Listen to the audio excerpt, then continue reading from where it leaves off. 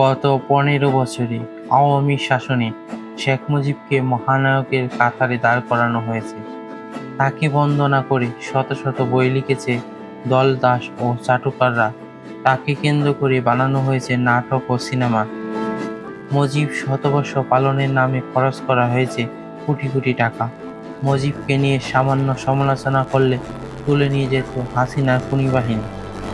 বাস্তবে শেখ মুজিব কোনো মহামানব ছিলেন না, বরং তিনি ছিলেন স্বাধীন বাংলাদেশের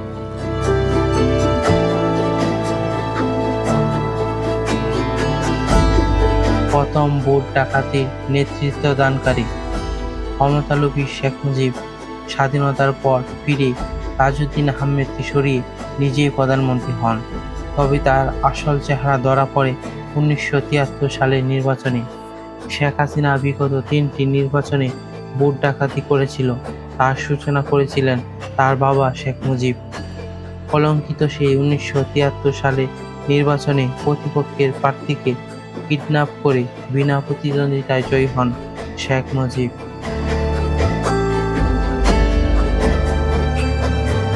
৭৩ সালের নির্বাচনে আওয়ামী লীগের পরাজিত হওয়ার সম্ভাবনা ছিল না।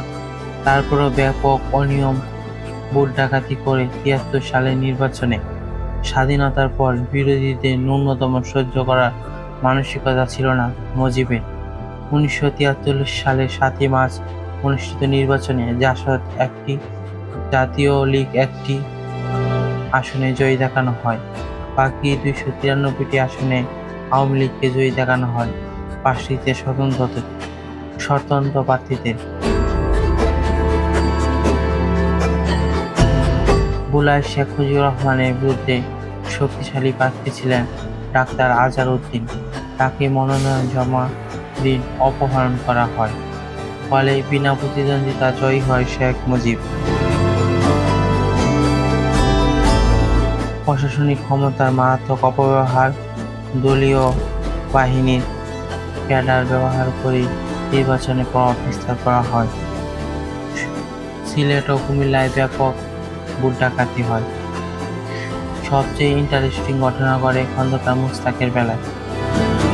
নিশ্চিত পরাজয়ের মুহূর্তে তাকে জয়ী দেখানোর জন্য ভোট বন্ধ করে হেলিকপ্টার করে ঢাকা থেকে ব্যালট বক্স ভরে কুমিল্লায় পাঠানো হয়। সে মুশতাক আজ আওয়ামী লীগের সবচেয়ে ঘৃণিত নাম। সে মুশতাককে ঘৃণা করে আজ আওয়ামী লীগ। অবশ্যই ভিডিওটি ভালো লাগলে আমাদের চ্যানেলটা সাবস্ক্রাইব করবেন, আমাদের পাশে থাকবেন। ধন্যবাদ সবাইকে।